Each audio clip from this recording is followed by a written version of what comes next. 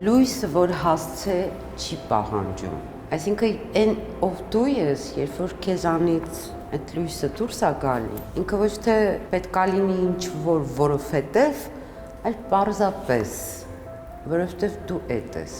Հենց այս ստեղծագործությունը ոգեշնչեց Զարա Արսենյանին ստեղծելու այնտեղը, որտեղ ճանապարհը սկսում է շնչել շարքը, որը հանձնել է արվեստասերի դատին։ Արվեստագետն ասում է, այս ցուցադրությունը պատմում է իր ինքնության ձևավորման ճանապարհի մասին, ռեժիսոր դառնալու անկատար երազանքի, լեզվաբանի մասնագիտության ընտրության, այդ ոլորտում իրեն չգտնելու, հայրենիքից հեռանալու եւ արվեստի աշխարհը մուտք գործելու մասին։ Ռեժիսոր էի ուզում դառնալ։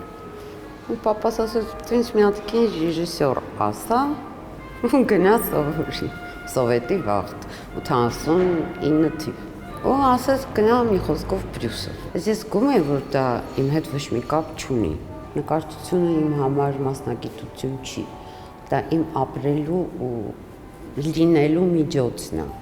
Համալսարանակիսաթողնելուց հետո նա երկար դեռ որոնումների մեջ էր, փորձում էր գտնել իրական ուղին եւ ի վերջո որոշումը կայացրեց՝ շարունակել ու ինքնահաստատվել արվեստի ոլորտում։ Իրականում ես հասկացա, թե ես ինչ եմ ուզում անեմ այս կյանքում, միայն 30-ի կողմերը։ Ու ես հասկացա, որ ես էլ կոմպրոմիսի չեմ ուզում գնալ, որովհետև ես դժբախտ եմ։ Իսկ երբ որ դու կյանքում ընտրում ես մի բան անել, որը քեզ դժբախտացնում է, որը քո հետ ոչ մի ռիզոնանսի մեջ չի մտնում,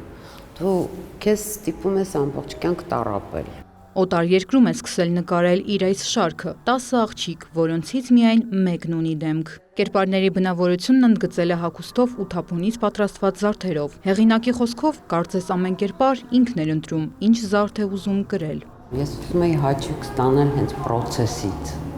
եւ ոչ թե վերջնական արդյունքից։ Որտե վերջնական արդյունքին հասնելու այդ ամենակարևորն ենք բաց թողում կյանքում։ Մենք վազում ենք դեպի արդյունք, բայց ամենակարևորը բաց ենք թողում։ Ի վերջո մեկը կյանքը իրանը կանի,